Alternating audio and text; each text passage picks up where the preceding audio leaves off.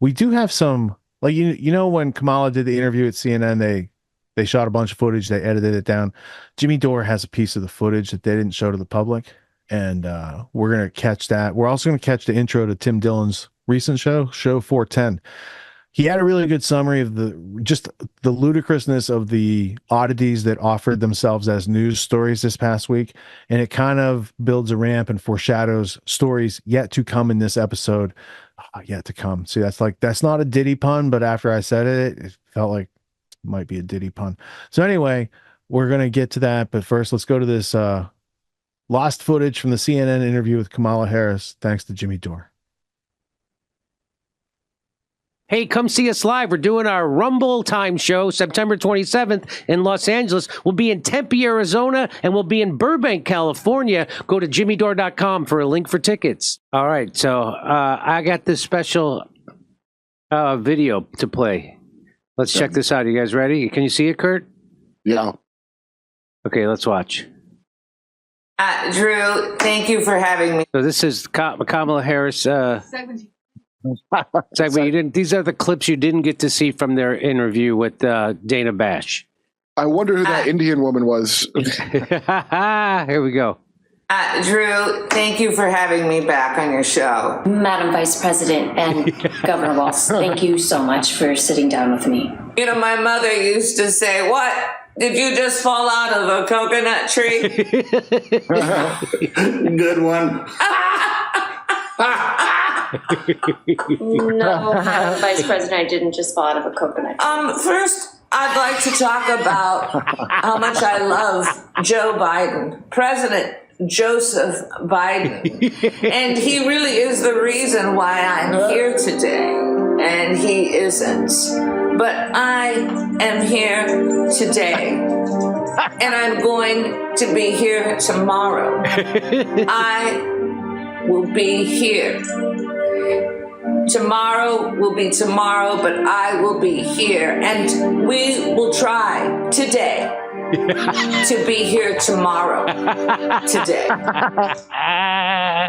Hey, Dana, I was told you were going to ask me about tacos. Governor Walz, can you remind me, why are you here? I'm just a ride. Someone's in no condition to drive. We're joyful warriors. We're here for children and families, and there's a couple other things I forget, but hey, I'm here to learn. You know, I was walking through the building with Governor Walz before, and we were talking about the significance of the passage of time. You know, the significance of the passage of time when you think about in the life of the day of our children. It's about the children.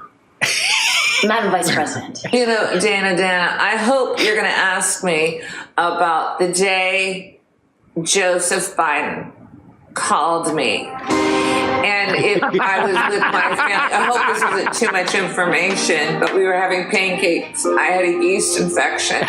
And when he called me, I was more worried about Joe than myself. I'm selfless. Where did this journey begin for you, Madam Vice President? You know, most people have been baffled by my career has been myself. Misinformation is no different, but it is the opposite. Opposites are usually different. My record speaks for itself.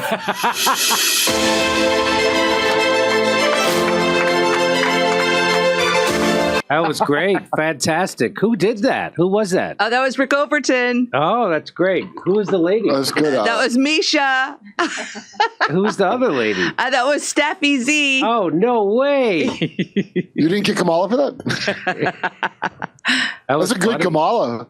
Very nicely done. Very funny. Nice. Hooray.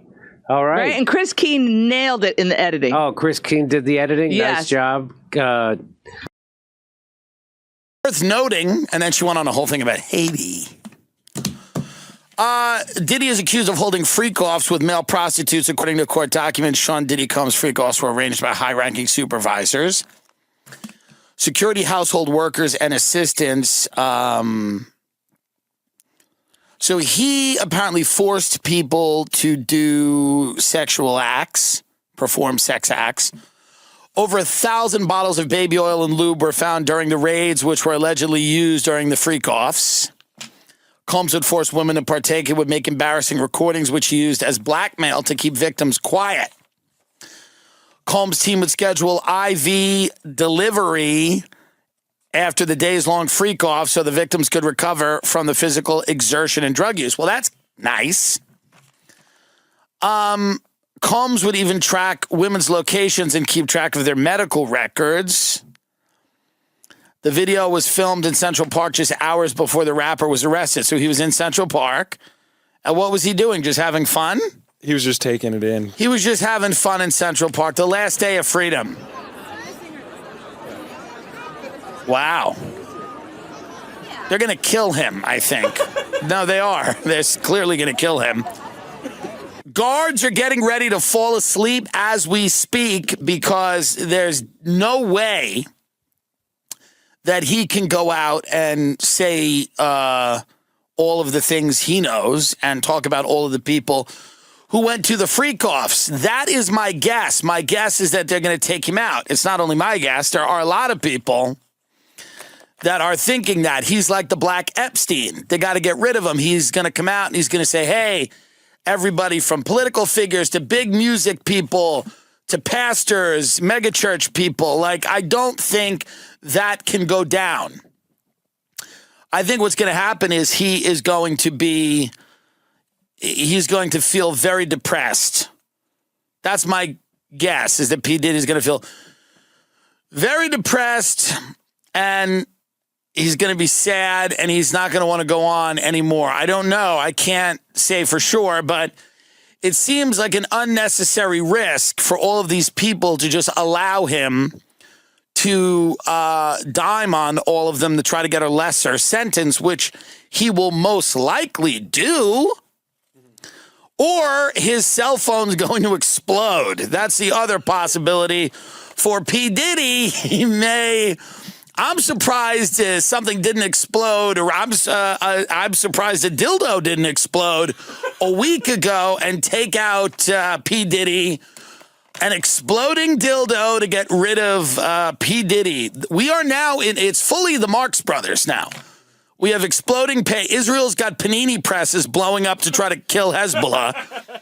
We have a Caddyshack assassination attempt where the barrel of a gun is sticking out of the bushes on a Palm Beach golf course like a scene from Abbott and Costello. This is a Marx Brothers. What is the next way they're going to kill Trump? With like an exploding cake? It's getting to be like a Laurel and Hardy 1920s Three Stooges slapstick country. World. Pagers are blowing up all over Lebanon. Cell phones, pagers, tablets. Israel apparently hacking all these devices or planting bombs or what. I don't really know the. I love how America's just really not commenting. They're like, well, we don't really know. We got to collect some more information on this. It's the old exploding pager trick. Can we show any of these? We discussed this a few days ago. If we can show any of these. Here's a man shopping. Yeah, we can show it. We'll just blur the... Here's a man shopping, and then all of a sudden, his pager explodes.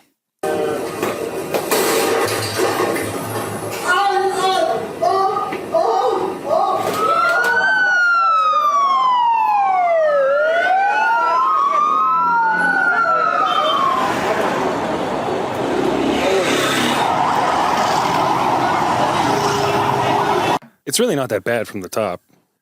Well, here's the deal. Israel certainly has the element of surprise. However, they just will not calm down. Israel will not stop. They are wiling out. They will not stop. And the Middle East is like a tinderbox.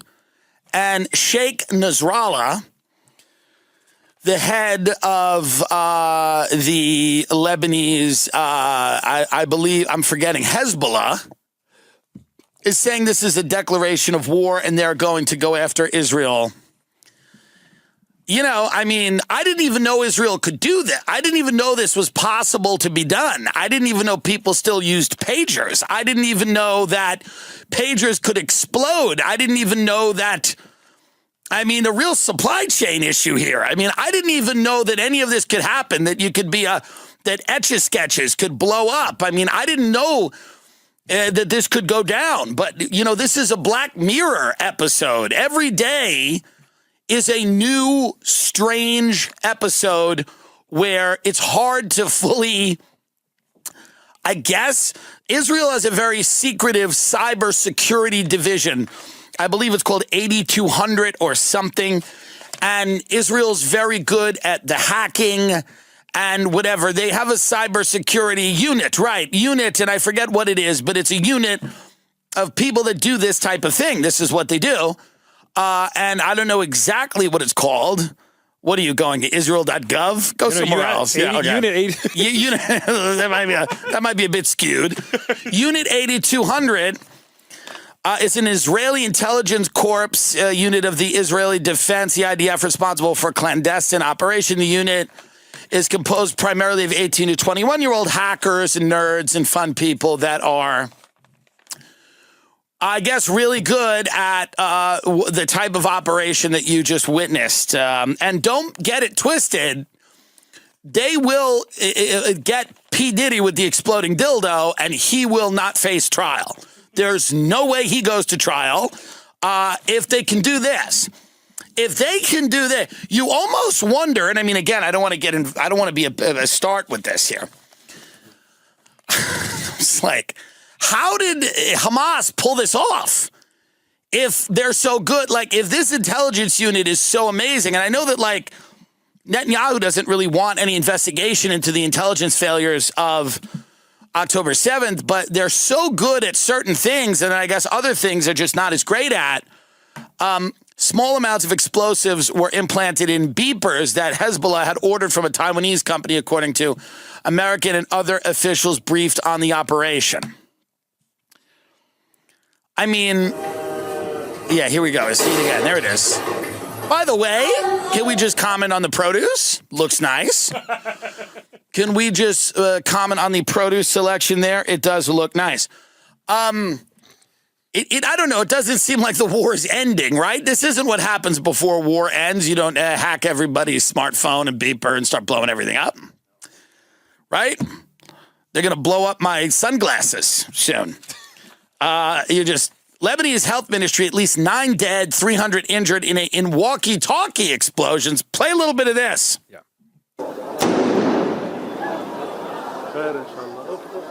At least 9 people are dead. Hundreds have been wounded, and that's according to the Lebanese health ministry. That blast, it was like during a parade, in Beirut, set off panic in the streets, as you can see here. That was amid a crowd attending a funeral for Hezbollah fighters. Early reports indicate the explosions took place in southern Lebanon. By the way, my grandmother sadly passed away. My last grandparent is gone, and I'm going to a funeral, and I'm wondering if there's going to be exploding devices. I imagine not, but who knows? Not everyone in my family loves me. They're not all thrilled with me, let's be honest. Ryan Routh, who is... what is going on with this guy, Ryan Routh? Now, you've not been able to find his music. His song doesn't exist online. Oh, it doesn't? God damn it. Ryan Routh was arrested in Palm Beach after sticking an assault rifle through the fence while Trump was golfing. Yep. This guy's a lunatic who it was really inspired by the Ukraine war, by the way. So that's interesting. And which it does inspire people, you know? I get it. You know, my friend Connor went over there to fight with them. I get it. It's a sad story. Blah, blah, blah, blah, blah, blah. Okay? I'm not, you know what I mean? I'm with it. I get it. I'm with it. Ryan Routh was arrested in Palm Beach because he was trying to kill Trump. Now, this guy's a madman. And he's got the barrel of his rifle coming out of the bushes, again, like a scene from Caddyshack. Like, it's a weird, strange thing I think he's been interviewed on the news a few times. And by the way, can you get the quotes from his son to the Daily Mail? These were the craziest things I have ever heard. He's like, oh, my dad. He's like, listen, if he wants to be a martyr, I'm not for it. But we all hate the way these elections go down every 4 years. It's the most insane thing that you hear from somebody whose father just tried to kill the president. Orrin Ralph, his son, he goes, I don't have any comment beyond a character profile of him as a loving and caring father and honest, hardworking man. He went on to say, I don't know what's happened in Florida. I hope things have just been blown out of proportion. Because from the little I've heard, it doesn't sound like the man I know to do anything crazy. He's a good father and a great man, and I hope you can portray him in an honest light.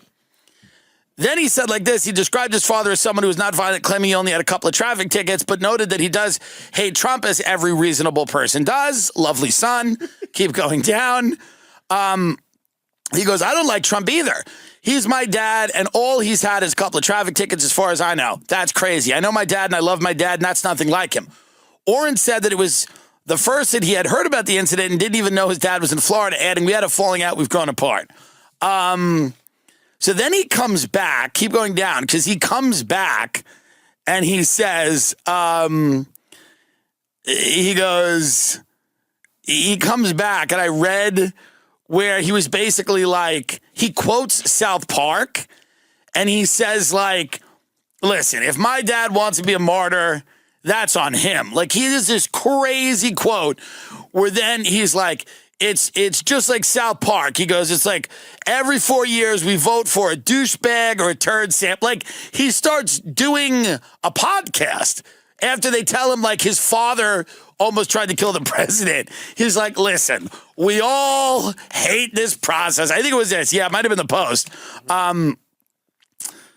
Let's see if we can find it.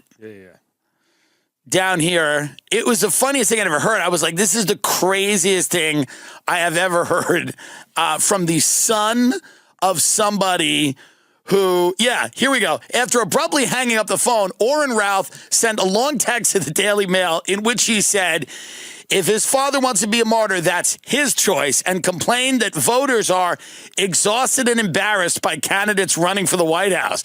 Can you imagine? Keep going. I'll pull up the Daily Mail article. That's where it is. Yeah. Can you imagine being told your father just tried to assassinate the president of the United States and then going like, hey, we're not into this. All this stuff is pretty embarrassing out there, these elections. It's pretty nuts. Your father just tried to assassinate the president. Yeah. I'll tell you, he's not the only one. It's like the craziest thing in the world. Listen to this. This is what the guy says after his father tries to kill the president. I hate this game every 4 years, and I think we all do. And if my father wants to be a martyr to how broken and disassociated the process has become from the real problems and practical solutions, then that's his choice. By the way, can someone arrest this guy? Can someone arrest him? I'm not saying that's what he's done or what he's about. That's just my own rant, being fed up with it for all of my entire adult life, he wrote. South Park said it best. Can you imagine? His father is trying to assassinate the president. He's typing this to the Daily Mail. He's sending a text. South Park said it best. Every 4 years, we're forced to choose between a turd sandwich and a giant douche. And it all stays fucked in the same ways by different degrees, and we're exhausted and embarrassed by it all. This is after his father, it's like, tried to kill the president of the United States. This guy is like doing that's what you would say on like a podcast. That's what you would say. That's like a rant you would go on like a podcast. Mm-hmm. Not after you've been told your father just tried to kill the president of the United States. Do we have any of Ryan Ralph, any of his interviews? Yes. He was interviewed by some different news organizations and institutions had him on. And by the way, you look at this guy. This is how you know that people are so ideologically driven in this country that they can no longer recognize a crazy person. Like the news is so blinded by their hatred for Trump that they no longer recognize this person is a complete psychopath. And in his interviews, he reads crazy.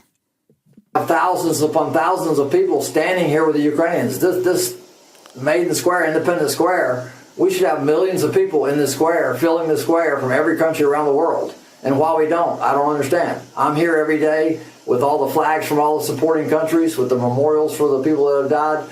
And, you know, I've had several people come, but just a handful, you know. So it blows my mind. By the way, is it the CIA now is just as bad as like everything else? like every hotel you go to sucks. Everything's bad. Everything you watch sucks. Like, is that what this is? Like, is Langley just so bad at everything now that it's just the fully bottom of the barrel, where they're just grabbing anyone? They're like sending this guy over to the Ukraine. I mean, is this how bad it's getting? Is it because everywhere you go, and we've talked about this ad nauseum on the show, everything is disappointing and everybody's kind of upset you're there, and customer service is dead and client services is over and people don't want you there. And when you walk in somewhere, people kind of like. Tim needs to go back and watch South Park, the movie. No, wait, it's Lego, the movie. Everything is awesome. That's the song. It's not everything's falling apart. Everything's awesome. And I just wrote an album called Universal Basic Awesome because everything's awesome. It is. There you go. Universal Basic Awesome. Yeah. The links to which they've like dug into the barrel. First off, I can understand that kid thinks his dad had some traffic tickets or whatever. That'd be like a usual situation. But his dad has like 100 arrests in North Carolina alone, one of which was like weapons of mass destruction charge. People in town would talk. People at school would talk. You'd eventually find out that your old man's got a rap sheet like that. So I don't know about all that, but the other parts of like him sticking the barrel through the fence again, and why? You know, what tactic did you like think you were conducting by sticking the barrel through the fence of a place that you had to be securely hiding for 12 hours before you did the thing? He gets there at like midnight and he takes like his position to like sticks the barrel through the fence at like noon the next day because they track his cell phone. It's in that position. So that's the other thing. Secret Service didn't sweep. Secret Service known that there were known vulnerabilities on Trump International Golf Course of that variety. Like it was a known ahead of time, right? And then they don't sweep it. And then that guy, you know, whoever's the advanced agent on the bubble as he goes around. But the other thing is like the holes are all over the place. So just because you're 3 holes ahead doesn't mean someone's not at, you know, on the other side of like where you play back and forth, right?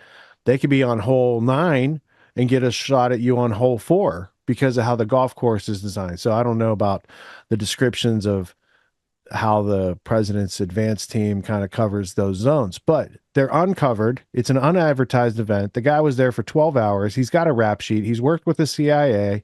Everybody knows he's a known, and yet they allow him to take up position and do the whole chase and all that sort of stuff. So it's an interesting can of worms that they have opened up with attempted assassin number 2.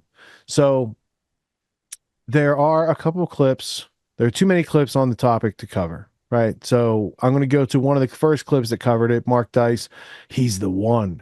Comparing Trump to Neo, like he could, when you know enough, like the bullets, you won't have to avoid them. You could just make them like stop. That's the idea behind it. And then we have a Freedom Tunes. We have a JP because we got to laugh about this stuff. And then we have Jimmy Dore, Trump assassin connections to CIA. They might be important. If there's a supranational intelligence agency that represents the deep state that's trying to get rid of Trump, if they have connections, or like if this guy was in a BlackRock commercial or something, like the first Trump attempted shooter type guy, that might be substantial, especially if it's connected to, was it BlackRock back in the Insider that owned 60 Minutes and had to change the news policies? There might be a bigger agenda at play over a longer period of time span that most people aren't conceptualizing. So let's go to the clips. Let's learn a little bit, and then we'll come back and analyze. Well, the Democrats are 0-2 and try to stop Donald Trump by any means necessary. So we'll get into what we know so far, what the media's reaction is, the cover-up, and even some of the memes. Like this meme, which may actually be meme magic. It may be a reality by now or later this afternoon. This is actually not a real post yet from Donald Trump's Truth Social. A lot of people are passing this around, but things are so strange these days that he very well may see the meme and then make it a reality. And as usual, the social media accounts for the shooter Ryan Wesley Ruth have been deleted, dumped down the memory hole, but not before people were able to screenshot some of his tweets, which are very telling about his motivations. And surprising that Elon would allow his account to be dumped down the memory hole. He may have actually restored it by now. That may just be a policy when an account is mass flagged, that it just automatically gets taken down and then is later submitted for a manual review. But of course, I did save some of his tweets, which we'll get into in a moment. This guy is an American citizen who fought over in Ukraine and was trying to recruit soldiers and veterans to join him over there, and even appeared in an Azov battalion propaganda video promoting the cause. I am Azov, I am Mariupol, I am Ukraine. Sorry, it's really hard, but the purpose of the action is to appeal to what leaders? There he is. What organization? Making this more mysterious is the fact that Donald Trump's golf outing was a private event. It was not publicly known. It wasn't on the calendar. It wasn't like he was holding a rally like the Butler assassination attempt just 2 months ago. So there will most likely be a major distraction that the media tries to use to sweep this story under the rug, maybe anointing the next George Floyd, the next Black Lives Matter poster child, now that we are in the final 2 months of the 2024 election season. But before we get into the media reaction, the memes, and the cover-up, just a heads up, you may be interested in my new Trump as Neo in the Matrix shirt, which was inspired by the scene in the Matrix when Neo realized Donald Trump and asking him to tone his rhetoric down. Yeah. Do you expect there to be calls from within the Trump campaign to do that? Because he's going to reach out to his supporters and say, let's take this down. Do you expect to hear anything from the Trump campaign about toning down the rhetoric, toning down the violence, or would that be atypical of the former president? Now, she is talking about Donald Trump in the campaign asking Republicans to tone their rhetoric down, not pointing out the fact that the liberal media has been trying to incite somebody to do this for years by depicting him as the reincarnation of Hitler. This is how backwards they are. Another person tried to kill him, and they're blaming him for his heated rhetoric. Well, Alex, remember back to the assassination attempt on President Trump's life and how, there was... Oh, you mean the first one, I think. You mean the first one. Talk of a new tone, and then the Republican convention was, by Trumpian standards, muted. And it did seem like he was, just trying to take it down a few notches. But then by the end of his convention speech, we were kind of back to where we started. So I don't know how long this could, this moment of unity for the country where we come together and we say, I don't want any political opposition to be under threat of violence. It's not okay. Any threat of violence, we don't want. I would love for us to have a unity type moment, but I think it's probably going to be pretty fleeting, as we've seen in the past. Yes, it was very fleeting because the media went back to depicting him as the next Hitler about 1 week after the July assassination attempt. During the debate last week against Camel Face, Donald Trump pointed this out. I probably took a bullet to the head because of the things that they say about me. They talk about democracy. I'm a threat to democracy. They're the threat to democracy with a fake Russia investigation we do have a lot that went nowhere. We have a lot. And depicting Donald Trump as the next Hitler. And back in 2019, in my best-selling book, The Liberal Media Industrial Complex, I wrote this on page 256. There may be only one way for the liberal media industrial complex to silence Donald Trump, which is why they are constantly painting him as the reincarnation of Adolf Hitler and incessantly calling him a fascist dictator, because they are hoping to incite some unhinged lunatic who believes what they say to assassinate him. David Hogg, the scrawny little Zoomer anti-gun activist who was one of the Parkland kids who's dedicated his life to trying to repeal the Second Amendment and promote liberalism, posted this back in January of 2022. What do you do when the former president is the greatest threat to national security? Wink, wink. NBC News, nothing but crap news, is also insinuating that it's the rhetoric from Donald Trump and J.D. Vance which needs to be toned down, not the insane gaslighting from the liberal media industrial complex. Today's apparent assassination attempt comes amid increasingly fierce rhetoric on the campaign trail itself. Mr. Trump, his running mate J.D. Vance continue to make baseless claims about Haitian immigrants in Ohio.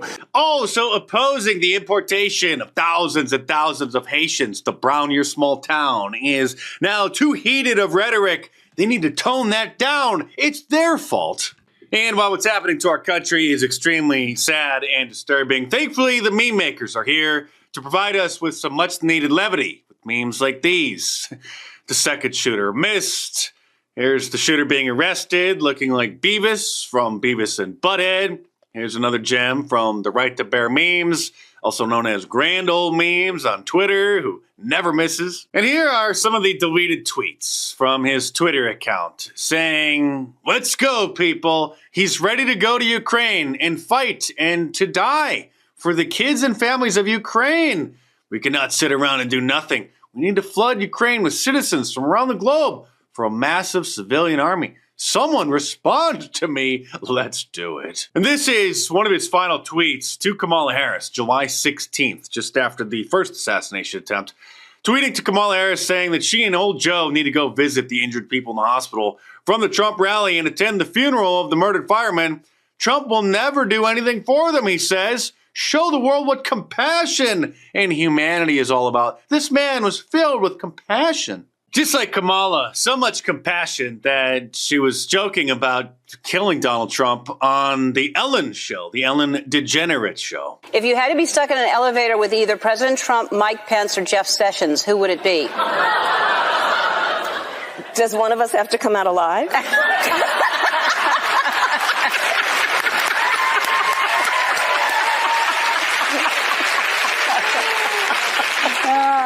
And of course, this guy's name showed up on the donor lists to numerous Democrats with such high dollar amounts, like $1 donations, $2 donations, and $5 donations, because he was spending every penny he had to try to help the Democrat cause. And again, his Twitter account was deleted, taken down by Twitter, and that always happens with all of the big tech platforms.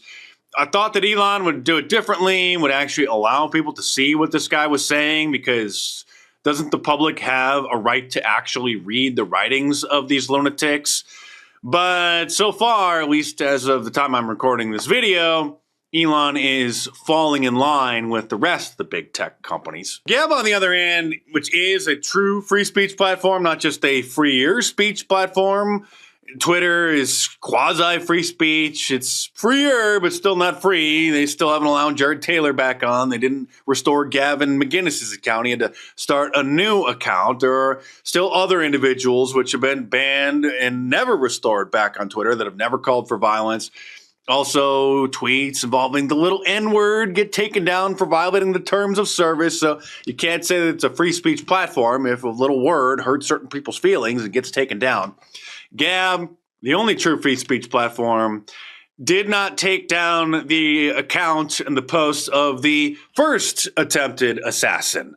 And the only reason that we know that this is his account is because Andrew Torba, the founder of Gab, went public that he got a request or a subpoena or a preserve records request from the FBI identifying this account. And so when people start searching for the shooters' names on social media, they'll find their account if it's in their name. But if it's not in their name, not linked to their name in any way, it's never going to come up. And so nobody knew that this was the first shooter's account until Andrew Torba went public with the subpoena. And what a surprise. He is, or was, thankfully he's gone, was pro-Biden. Of course, registered as a Republican, most likely so that he could support Nikki Haley in the primary. But you could read through the tweets over there at Epic Microwave on Gab, and he was attacking MAGA, attacking conservatives, and promoting and defending old Joe. And even Democrat Senator Richard Blumenthal made a very stunning announcement about some of the revelations that we can expect regarding the first cover-up about the situation. I think the American people are going to be shocked, astonished, and appalled by what we will report to them about the failures by the Secret Service in this assassination attempt. Well, I think the MSNBC viewers will. I mean, those of us in the independent media, we already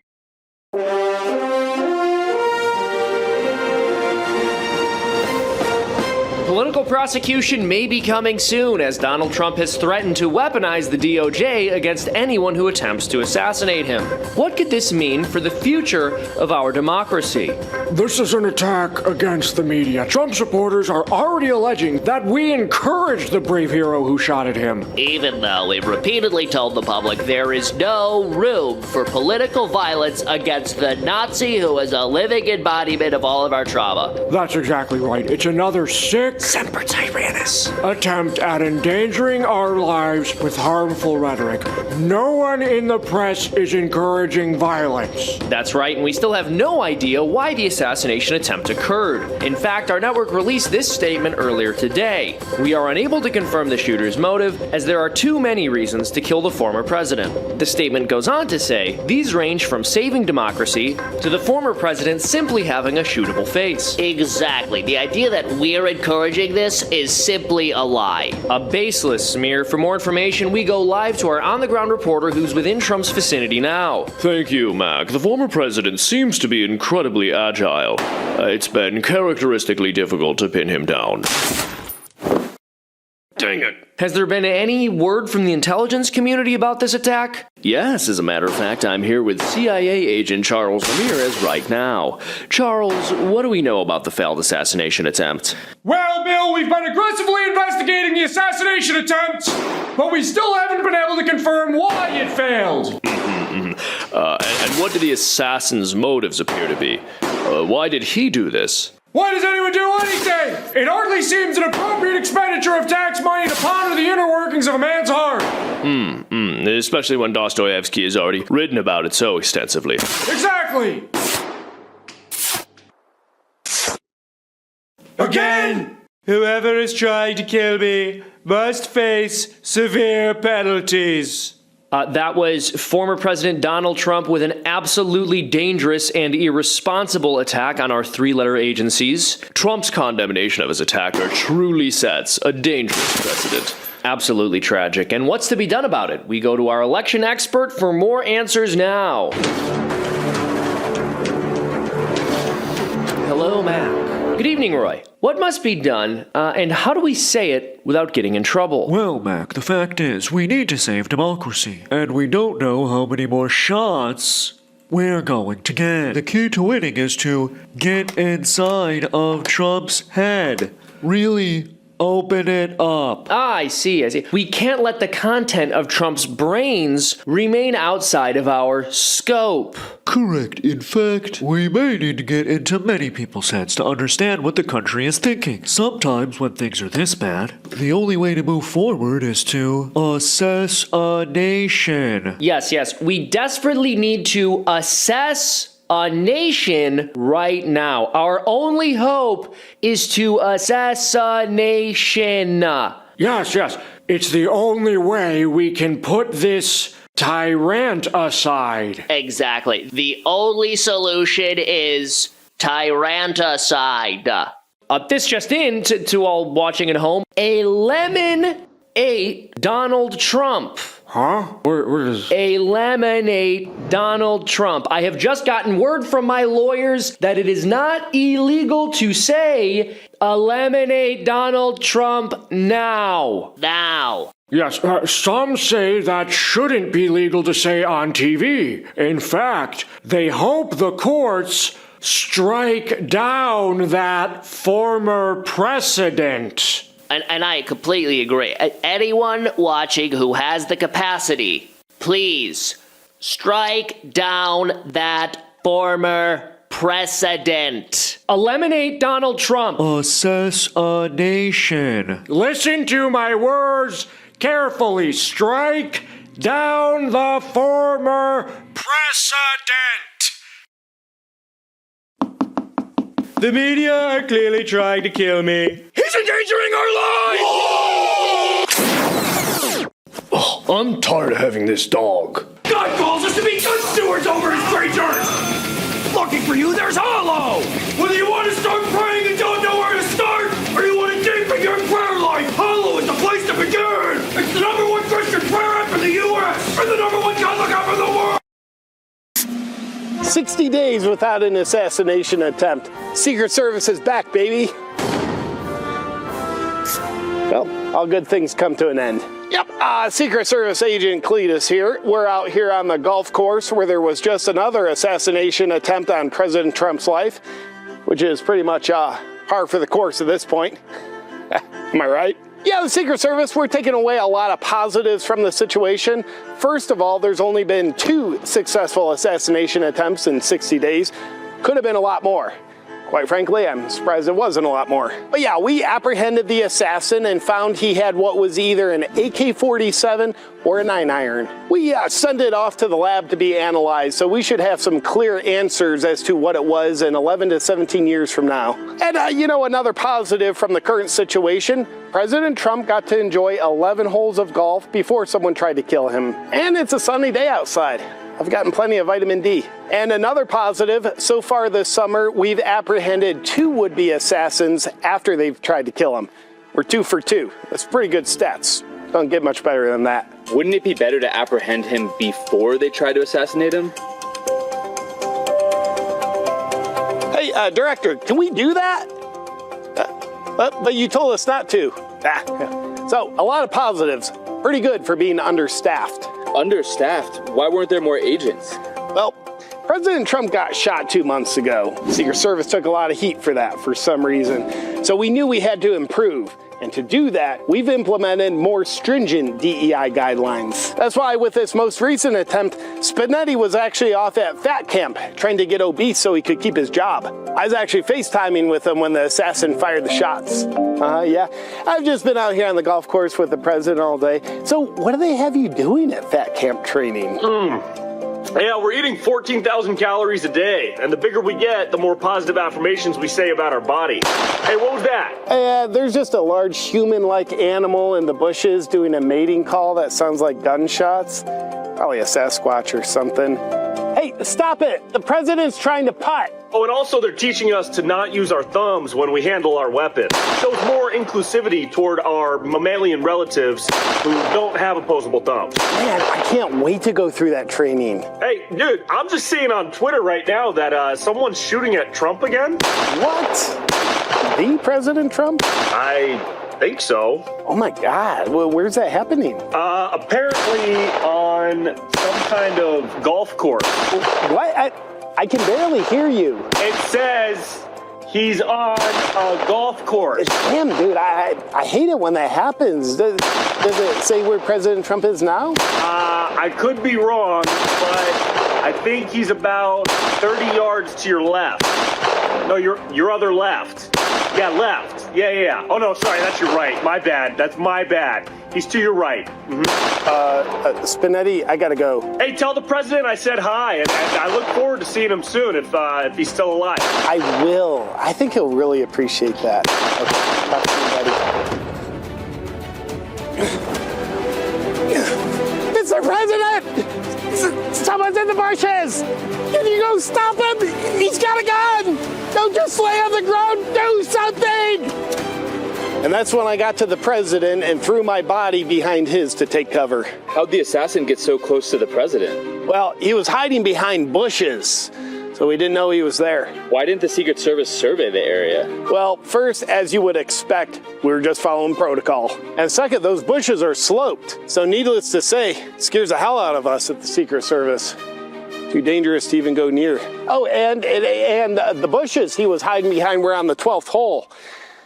We thought this golf course only had 11 holes, so stopped looking. So, most golf courses only have 11 holes, right? Now, who was this assassin? Well, safe to assume lone gunman working alone. No connections to anyone else. Crazy guy. Isolated incident. Second attempt. Won't happen again. This isn't an isolated incident. This is the second attempt. Yeah, second attempt. That won't happen again. Next time it'll be the third attempt. We did the math. But we got this nutcase. Now there's talk of him being a CIA asset. So we're gonna have the CIA investigate that, see if it's true. But transparency is key on this. So the FBI is putting all their cases against Trump on hold. Look into this too. And now that a second attempt has happened within 60 days, we at the Secret Service assume everyone's gotten this out of their system. So we at the Secret Service can finally let our guards down and relax a little bit. Thank you, sir. New orders from the director. From now until the election, we'll be assigning even less agents to President Trump. It's a good strategy to draw even less attention to him. You know, Secret Service, we gotta stay one step ahead.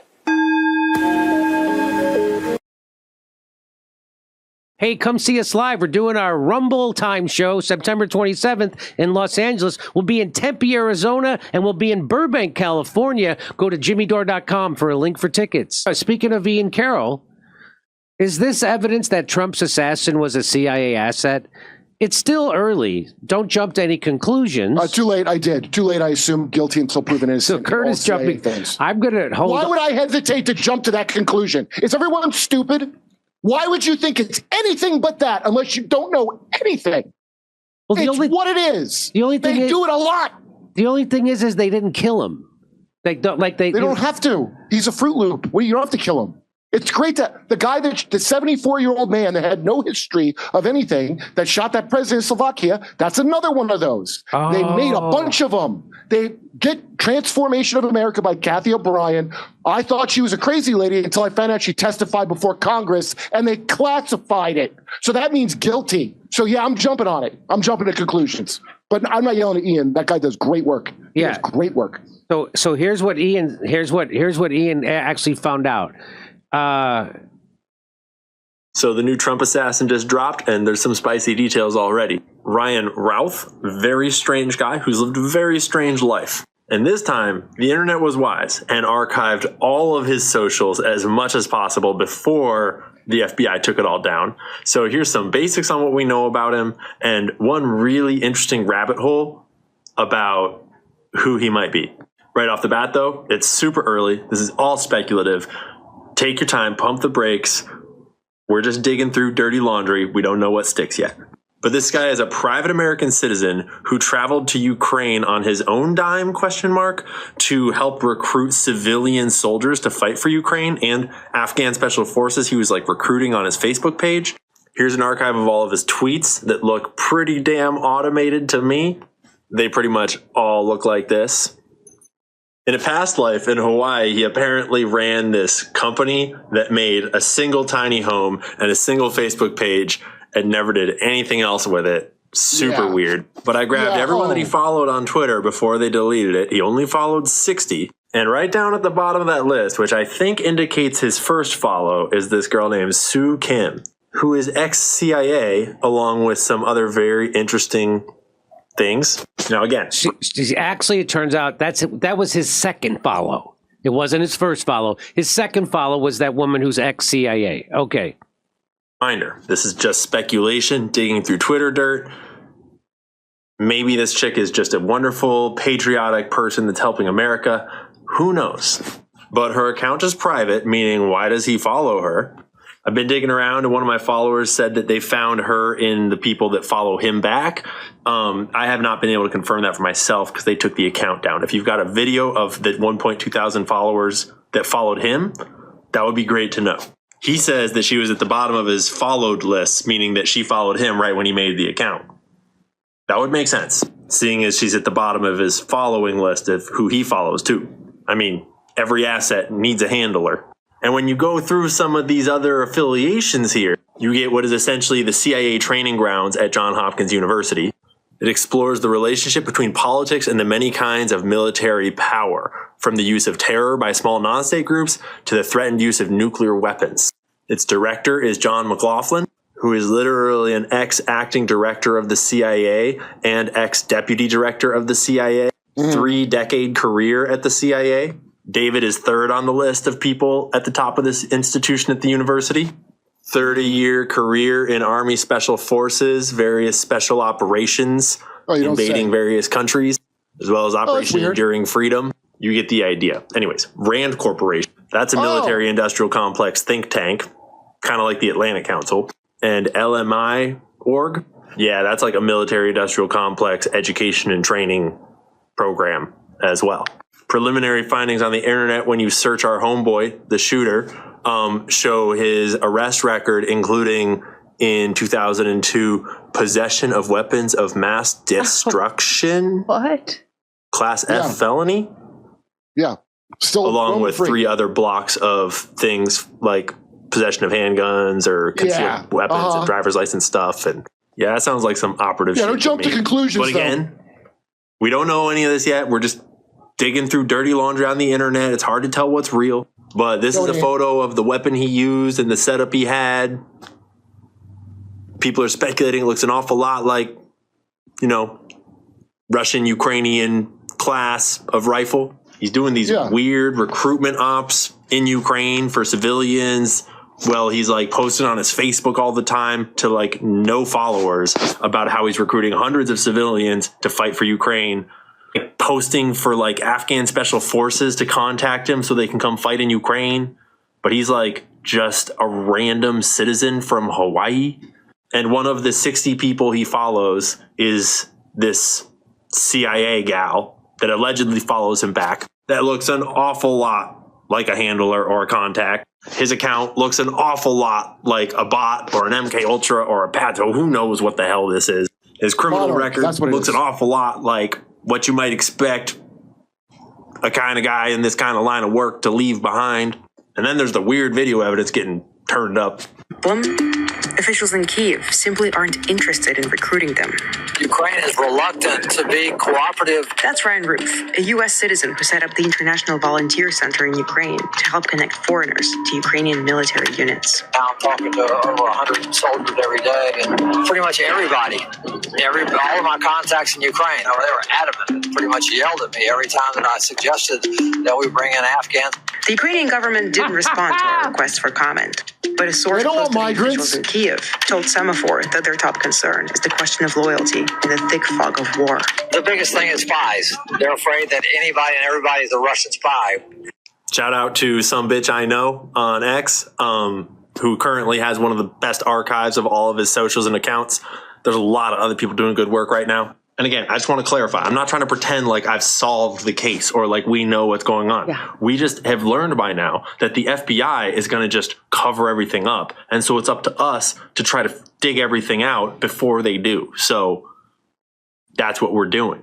And yes, it's ridiculous that that is even a set of sentences we have to say in America in 2024 when someone tries to kill the former and future president of the United States of America. And I mean, I can only imagine who might be backing up these operations to try to shoot him and who might be providing the intel and the access and the cover-ups, etc. So last thing I'll say, Ryan Routh, he's currently in custody. He was driving away in an SUV. They caught him. He's alive for now. And I just want to remind us all, Ryan Routh did not kill himself. If cameras malfunction outside of his cell, if he has a weird slipping accident, whatever happens, yeah, you know the story.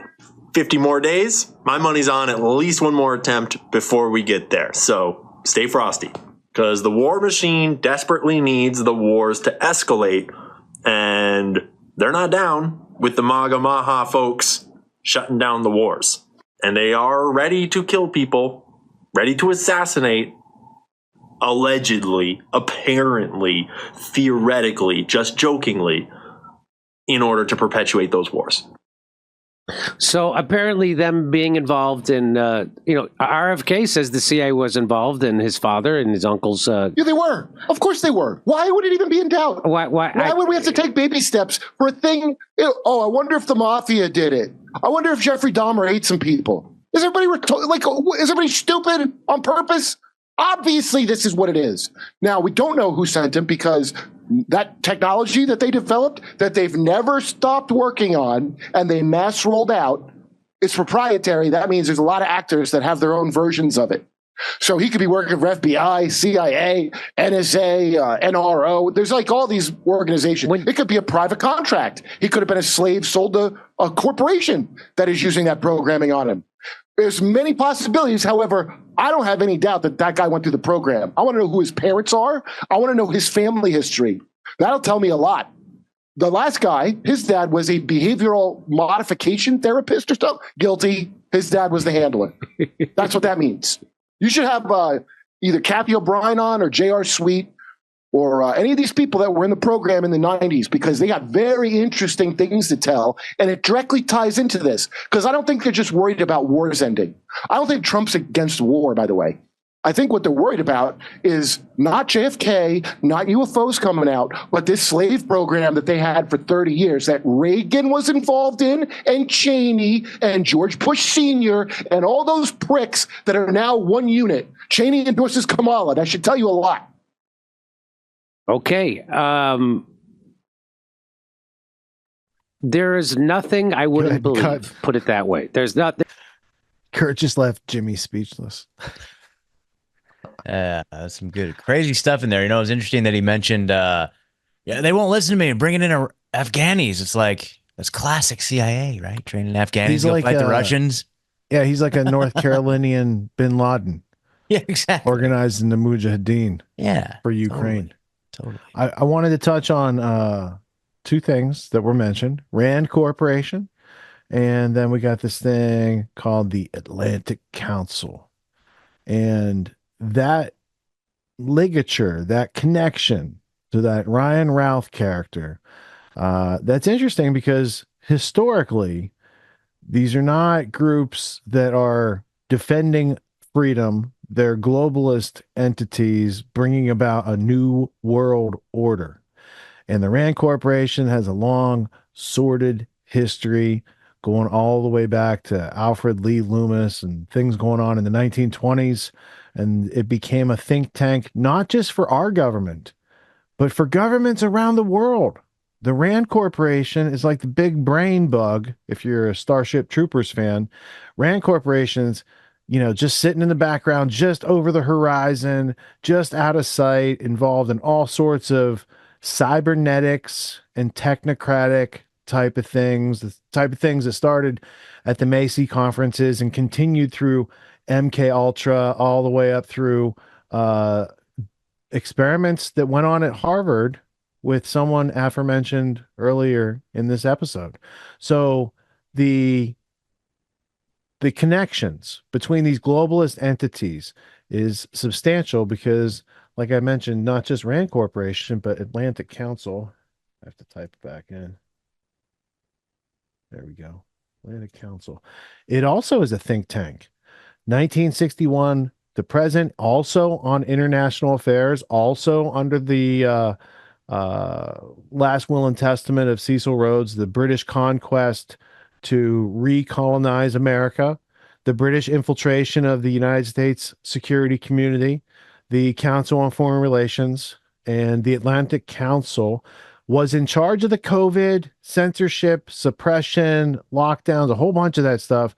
And they also had some people that participated in a little known event like 9/11, where someone like Brent Scowcroft was sitting on an E-4B doomsday plane on the runway being run out of Offutt Air Force Base, where Bush later went that day. It was a whole continuity of government scenario, and it was a real conflict of interest with American like freedom and liberty, because the people that are represented through this council and through people like Scowcroft, They go back to the people who funded the Nazis, which was also an earlier topic in this episode. And so there's a lot of interesting connections in this new imperialism that they have brought to our awareness, our ongoing awareness and study of it. So we got more to cover. Yeah, all right. Go ahead. Yeah. No, I was just going to say before we cover the chemical attack on Trump supporters at his rally, what do you think on just the level of crazy the news has been this week? Like I thought in the past weeks, like, oh, that's pretty crazy. But there were so many stories this week that are like straight off the front page of the Onion. Yeah, I mean, it's just the time, like, going into an election, there's always going to be just insanity just ramping up, but it just does seem even more peculiar than usual. It's like almost like AI is just writing the script here and we're just kind of along for the ride. Well, like literally watching a movie. I mean, it's entertaining. It's mind-boggling. It's a little freaky. Like, I just, want to encourage people not to get wrapped up in like the fear and like the idea that, everything, we're all doomed. You know what I mean? Like if we can take a step back and like look at it for laugh at it. Like, yeah, laughing at it gives you your power back. That's why I got a lot of clips tonight that are like balancing it out. Exactly. And that, that was like one of my points is like, the Freedom Tunes guys, like that was a great like little play on words and all that. That very, very, very, very good rhetoric right there. And it had to be fun for them. Yeah. To be like, exactly. okay, the goal is we're going to come up with as many puns that would say this. And I thought, it was creative and it was well executed from concept all the way through to delivery. It's very high quality. Yeah. So just, folks, as we're watching this, just remember, we're going to make it. We're going to be all right. And just, it's very entertaining. I mean, this is the best show on earth for sure. Also, to quote Bill Hicks, it's just a ride. I think that was another one of his punchlines. Yeah, it's just a ride. And if you're not familiar with that, maybe we'll have that to play us out later with the song that I already figured out earlier. All right, so moving forward, we're still in the Trump coverage. So there's the chemical attack. A bunch of people went to a Trump rally. They sat right behind him on stage, and then like 20 of them had to go to the hospital over various periods of time. But once they're at the hospital and they're like, hey, everyone who's here with this type of thing was at the thing, they started putting two and two together, and they didn't get 5, they got 4. And there might be something up with that. Now, O'Keefe Media Group, both individuals involved in Trump assassination attempts supported Act Blue. It's a short clip, but he's got some footage. Secret Service responds to the haters by Ryan Long. And Secret Service destroyed a new report. This is what Richard Blumenthal from Connecticut was referring to in the earlier clip. I'm pretty sure this is the report he was referring to about not just incompetence. Like if there's enough incompetence, you have to consider maybe it's not incompetence and it's on purpose. And when there is a very powerful group with deep tentacles in our government that does have that purpose, you have to ask the question, is there a connection between that very well-established power group and their goals and this actual event in their Hegelian unfolding of history by writing it so they don't have to worry about what happens? They're the authors of the script. Just like Karl Rove once said, let me type in Rove over here. MC Rove is not what we're looking for. We are an empire now. We're an empire now. Here's the quote. Yeah, it's one of my favorite So much quotes. faster than searching the web. We're an empire now, and we create our own reality, and while you're studying that reality judiciously as you will, we'll act again, creating other new realities that you can study too. This is things how the things unfold. We're history's actors, and all of you are left to study what we do. Sorry, I had to reach my head around to see that quote. But that's a real thing by this real guy who is a real turd blossom. That was his call sign. That was his nickname in the administration. So a lot of they, them, those who can easily be named. And there's a lot of power behind the throne and people who help to orchestrate the public myths and narratives, working alongside these people and empowering Dick Cheney and Condoleezza Rice and the whole team B of neocons that was just also being mentioned. So a lot more to learn on that. First, we got to get to these clips before we can get to did he do it story. I think at this point, I think he did do it, and we're going to start seeing more and more evidence that stacks up to how did he do it, and who protected him while he was doing it, and who was he doing it for? We'll get to that stuff. But first, we got to go back to Secret Service, not doing their job, making sure people are safe at these events. Let's go to yet another incident at a Trump rally. This time it might be of the aerosol chemical weapon variety. Let's check it out. So everybody's heard about the chemical attack or whatever this is at the Trump rally. I figured out what it was. I'm going to tell you that right now. I'm putting this at the beginning. I already shot the video. I know what happened. I know what happened. I can say that confidently enough, and you're going to find out as well when you watch this video. Really important. Look at this stage. Okay, the people who had it happen to them are the ones who are on stage with Trump, not the people in the crowd, the ones who are actually on stage behind Trump. Now, why is that important? Obviously, because it's probably an attack on Trump. That is absolutely wild that there is any group in the world that preferred Biden 44% to 36 Trump, and then as soon as Biden drops out, now they're 59% Trump, 34% Harris. That's wild. Well, another day, another attack at a Trump rally. Who would have thought, you guys? I never could have imagined that I would have another story like this to do today. So, yeah, we're going to talk about this mysterious illness striking 20 Trump Arizona rally attendees who were right in the front row. And it sounds like, I mean, the theories that are running around the internet are wild. Chemical attack. Also, what do you call it? The Havana effect, you know, with like those radio wave weapons. I'm going to show you all of that. And we're going to look into the credibility of this thing. And is this another attempt on Trump? Is that what this is? Because this seems to be pretty consistent here. And I mean, this is all over the place. So we are going to look at that. Oh, and then we're going to go over this little number. The Teamsters, for the first time like ever, are not going to endorse a Democratic candidate. And why is that, guys? Why is that? Well, they're claiming that the majority of the Teamsters are backing Trump. So we're going to go ahead and look at this article also. So, you know, one story attack on Trump rally that hurts his supporters. And the day after, there may or may not have been a bomb at that one, the other one. And then we're going to look at this story, and I'm going to smirk through this one, and I'm going to be angry through the other one. So let's do that. Go ahead and subscribe to the channel if you haven't yet. That is the best way to know you are going to see my content. You will not see it if it's about this guy otherwise.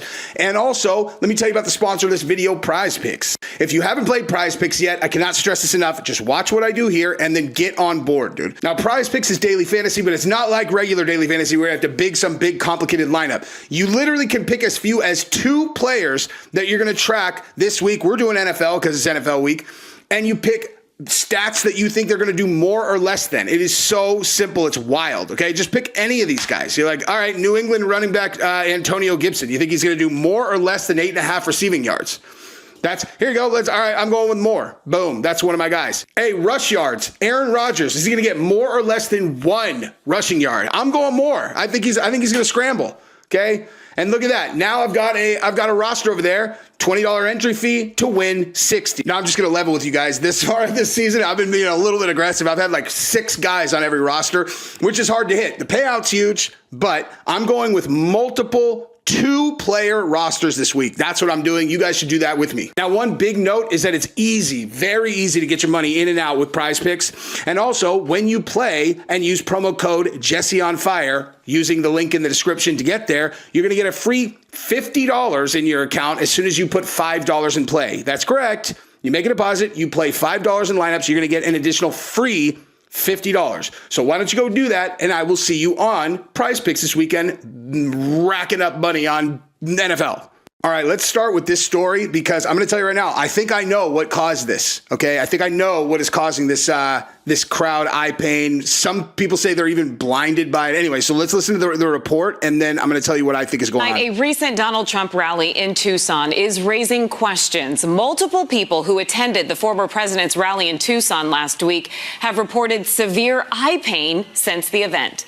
Good evening, and thanks so much for joining us for 12 News at 6. I'm Kadiva Devine. I'm Mark Curtis. 6 people who sat behind the former president on stage say they experienced eye irritation so bad they actually had to seek medical attention. 12 News journalist Jonathan McCall joins us with this developing story. Jonathan? Hey, Mark Kriebe, good evening. We actually just got a chance to talk with one of those women on stage at the time who says that her eye pain so severe after that rally last Thursday, she had to go to the ER to get treatment, and she says today was the first day she has not had blurred vision since then. So let's just stop real quick and let's pretend or like stop pretending that this is not a real thing. Like this really happened for sure. Okay. There's too many of them. This is a real thing. It happened to like the group that was like the Latinos for Trump. They were sitting right behind the stage. Let's continue. Myra Rodriguez was on stage when President Trump walked out onto stage at the Linda Ronstadt Music Hall in Tucson last Thursday for that rally. She was sitting on stage right behind him. She says after that rally, she says she started noticing some eye irritation, and then she says things started to get worse by the hour.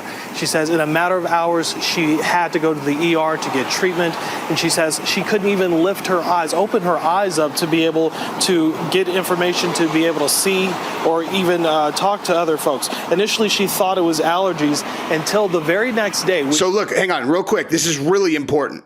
Okay. Look at this stage. Okay. Really important. Look at this stage. Okay. The people who had it happen to them are the ones who are on stage with Trump, not the people in the crowd, the ones who are actually on stage behind Trump. Now, the reason that's important is because it was probably an attack on Trump, right? That's why they would get got.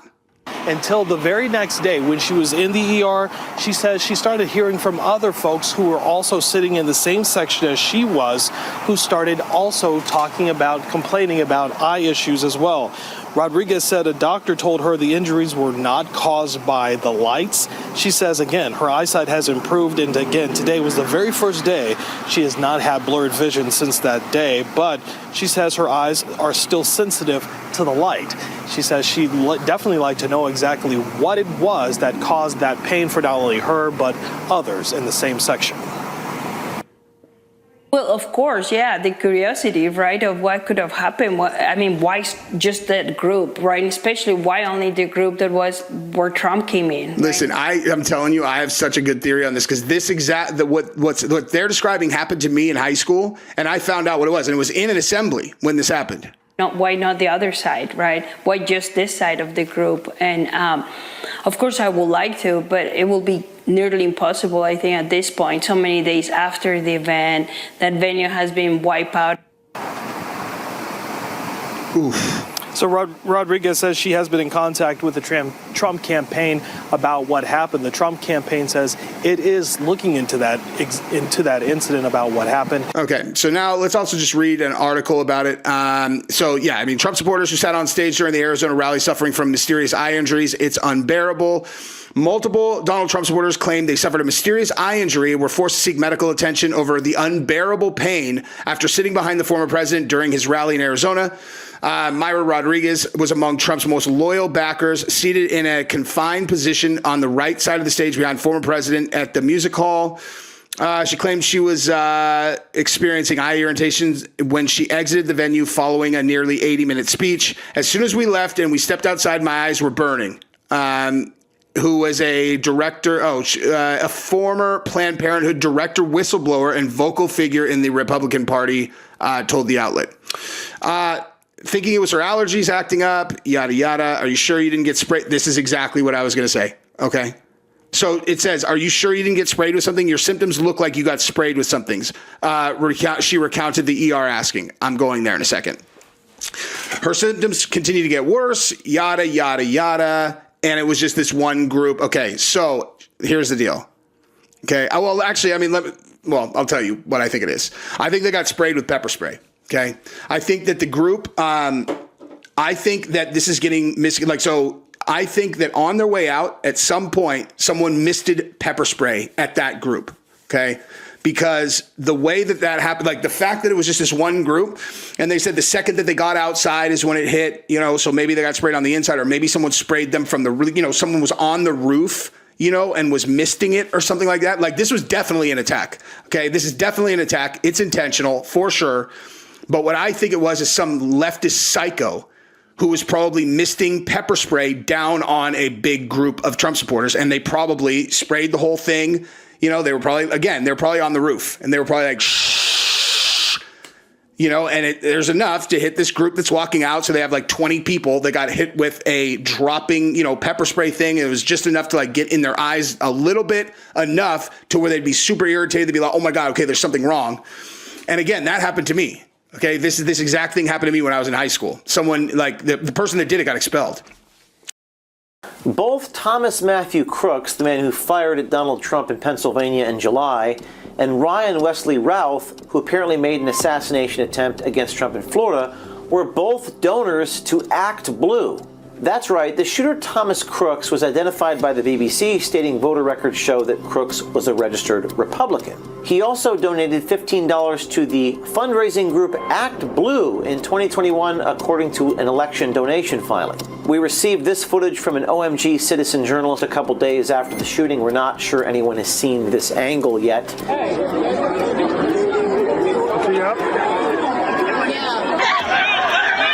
Guys, Donald Trump has been shot. Somebody tried to take out Donald Trump.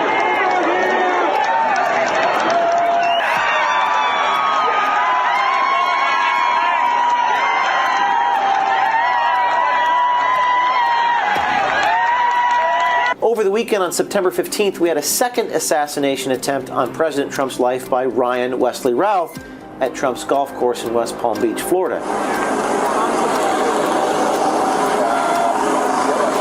Keep walking!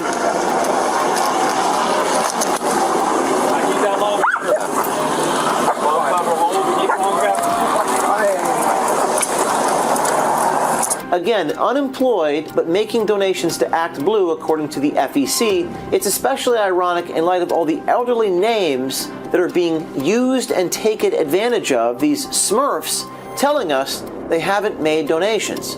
Help us continue our nationwide investigation into Act Blue. If you see something wrong in your community, pull out your camera, use it as a tool for exposing the truth, and submit it to tips.o'keefemediagroup.com. And if you're a poll watcher or election judge or elections clerk, please DM us and send us your phone number and a good time to talk. We've received over 500 messages. Send us a note. We'll get right back in touch with you. We hope to have thousands of people monitoring what's going on in their communities and recording. Stay tuned. Does anyone really trust the healthcare system? Well, thankfully, there still are some good guys left. Area outside the tower is clear. Bring them in. Actually, you know what? Hold off on that. There's a couple people coming still. As the Secret Service agent in charge of protecting Trump the day of the second assassination attempt. You guys don't have any weapons or anything? Give me a handshake that you don't have any guns. Don't make me look stupid. A lot of people have been coming up to me and saying, why didn't you do a better sweep? And I just want to defend the work that I'm doing. Pinky swear? What? No, they're clear. I mean, the shooter's actually lucky I didn't find him because I would have grabbed that. Okay, yeah, I think we have to go back to Wendy's. All right, I think we've been clearing the wrong place for the last 2 hours. People like to think it's some easy job. I'm on my feet 8 hours a day, usually tired, hungover from the night before, because when I get to a city, I like to rock out with the locals, get some intel if there's any shooters. Long day, though. No, it's an easy day. Well, it was long for me. Hey, do you know how to save a TikTok on your phone? Cops really start spazzing up after a day of sweeping. At the after hours, some guy was bragging that he stabbed a guy back in the day, so I told him not to come. That's one less threat right there. I think I lost my keys somewhere. Singing a song to President Trump. I will follow you wherever you may go. All right, cool. Well, if you see anything weird, hit me up. Back on the path of righteousness, solid morals, and common No, I think this guy's good. Yeah. I actually watched Harris a few days, too. Those days are obviously less fun because the higher-ups are on your ass all day. It's like Ben Affleck and J-Lo are at it again. But I actually don't even get those assignments anymore because they track my post to the quiet quitting thread on Reddit. AT&T, how can I help you? I put in a few extra hours at the call center when I have some downtime. Hashtag overemployed. Yo, you guys want to just fuck off and hit the ponies? Did you see any suspicious stuff happening here? No, I think we're good. Truth is, I never really wanted to be a Secret Service agent. My true passion is rap. Metaphorical, astrological, anatomical. Believe it or not, I'm actually deadlier on the mic than I even am at Secret Service. Dropping MCs with philosophies. Clear. I actually met Little Pump at one of the rallies, believe it or not. We ended up chatting for like a good 6 or 7 hours. That was actually the day of the first assassination attempt, so once that happened, everything dispersed. I lost my eye line of him, and could probably get the top one too if I wanted to. I've been just DMing him my music ever since, but he hasn't responded. So if you are listening, Little Pump, hit me back. Hey, do you think Big Don could postpone like a few seconds? I gotta make a quick call to my bookie. Now they've taken me off golf course duty altogether, which sucks because I'm actually nasty on the course. Yeah, I'm in front of the building right now. Sometimes when things get a little slow, you can squeak the clubs in, sneak in a few holes. Actually, you know what? Can you delete that part? See, Hawk Tuah Girl's got a podcast now. Also, between me and you, no one likes to talk about this, but the suspect on the golf course was an actual convicted felon. So, yeah, it makes your job a little harder when the guy's a literal criminal, aka pretty good at crime. Okay, there's a few people coming by now, but that's just because I'm talking to you, so you can't pin that one on me. Nothing in the bag. We've just been in there. Okay, would you also pinky swear? All right, if you let me rock a slice, I'll turn a blind eye. What's going on, everyone? Jeremy here from the Quartering, and the whistleblower report is out after the first incident that happened in Butler barely 2 months ago, and a brand new report on what happened yesterday, as apparently the second individual who tried to remove Donald Trump from this planet took advantage of a well-known Secret Service, apparently, exploit or a security hole. Look, I think we found out yesterday, it's pretty clear that Donald Trump absolutely needs whatever level of support a sitting president would. These people are just getting way too close to him, way too easily, way too often. I said it before on my daily live stream at 1 Eastern over on Rumble. You know, when the first attempt happened, I was sitting there with Sticks. We both agreed a second attempt absolutely will happen. And today during our live stream, we also believed that a third attempt will almost certainly happen until at such a point where enough people out there are actually waking up and wondering what exactly is going on here. I mean, how many times are they going to let this happen? I suppose until they achieve their stated goal, whatever that may be. Before we get into this bombshell report from Senator Hawley, attention homeowners, you already do so much to protect your home, but there's a hidden threat you might not know about. Isn't already compromised. In the description. Now, let's go to this report from Senator Hawley. On July 13th, 2024, former President Donald J. Trump was nearly removed from this planet by Lee Tardy Oswald while hosting a rally in Butler, Pennsylvania, and the United States Secret Service failed to prevent it. Many believe they actually encouraged it. That was my anecdote. That wasn't in this document. It was the most stunning breakdown in presidential security since John F. Kennedy and President Ronald Reagan. It's not like this never happens. It absolutely has happened. Following this catastrophic failure, the Secret Service and Federal Bureau of Investigation and Department of Homeland Security have all tried to evade real accountability. These agencies and their leaders have slow-walked congressional investigations, misled the American people, and shirked responsibility in response.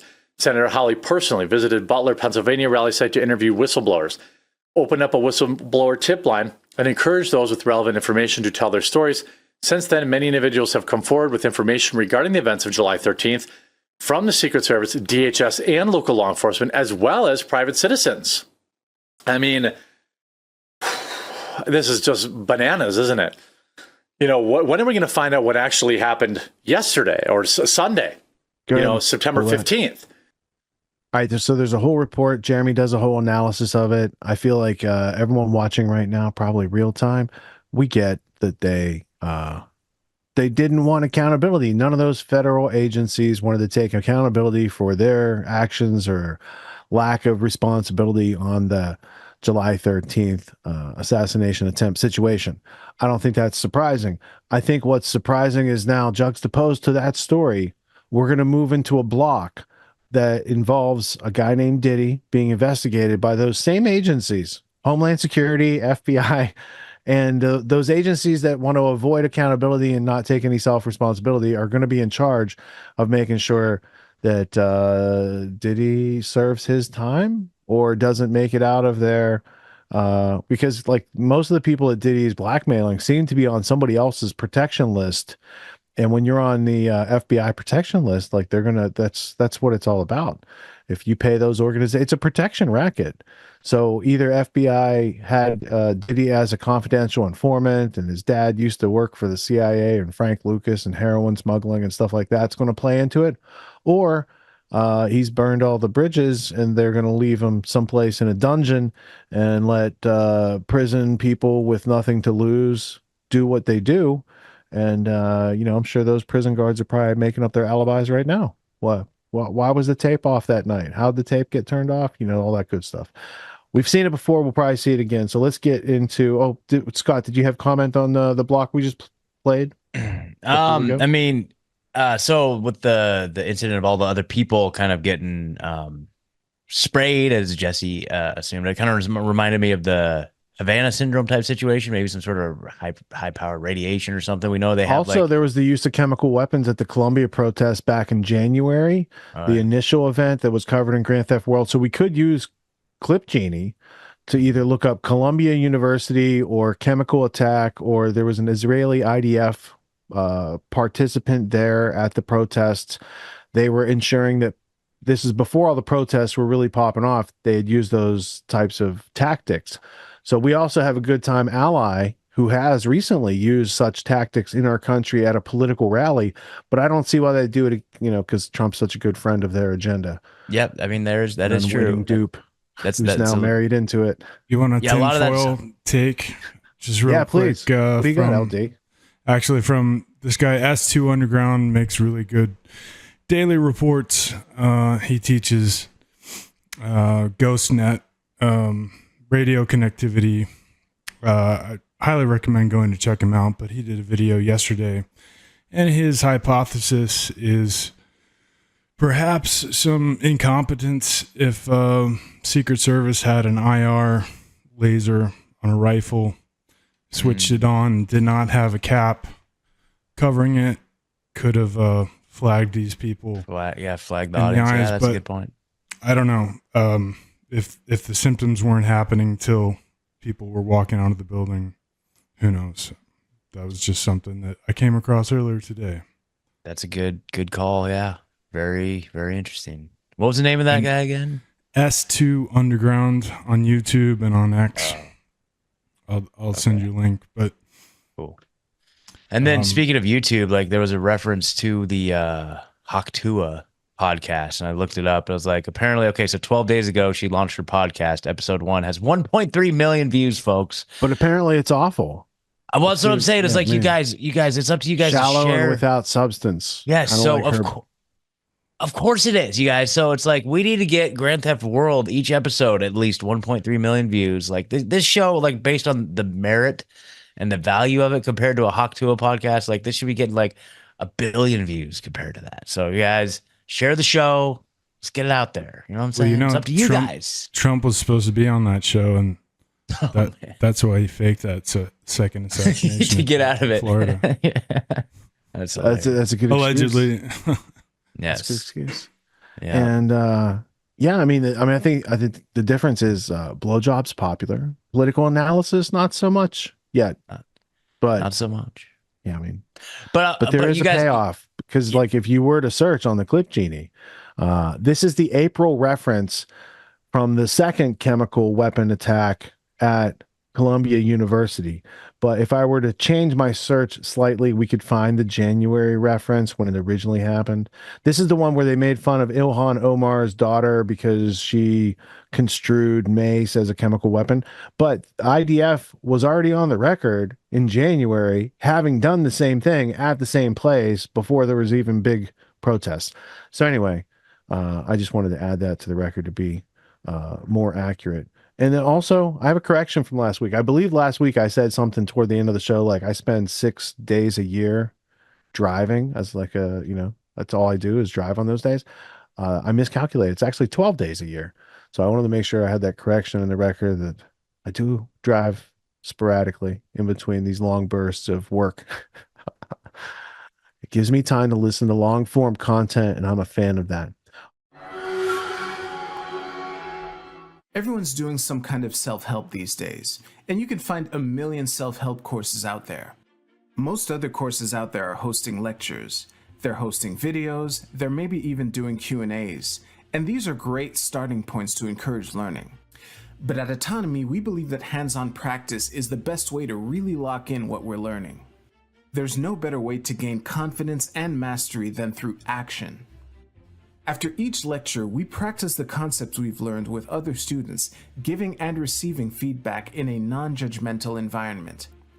The result is mastery of concepts like entrepreneurship, ethical sales, and self-reliance in an environment that directly translates to the real world. Plus, you make connections with other like-minded individuals who are learning right alongside you, and you have a lifetime membership in the community. The Autonomy course with Richard Grove equips you with confidence, competence, and courage in a world filled with confusion and noise. You can learn more at getautonomy.info. We'll see you there.